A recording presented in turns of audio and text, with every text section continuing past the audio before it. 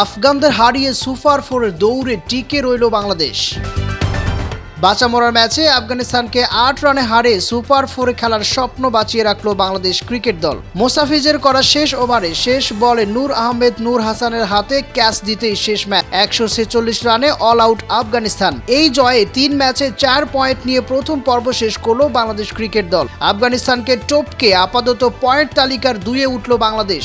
২ ম্যাচে ২টি জয় পাওয়া শ্রীলঙ্কার পয়েন্টও ৪। তবে শ্রীলঙ্কার নেট রান রেটের হিসেবে বাংলাদেশের চেয়ে অনেক এগিয়ে আছে। এই শ্রীলঙ্কার হাতেই অবশ্য বাংলাদেশের সুপার ওভারে ওঠার চাবিকাঠি। বৃহস্পতিবার শ্রীলঙ্কা আফগানিস্তানকে হারালেই সুপার ফোরে যাবে বাংলাদেশ।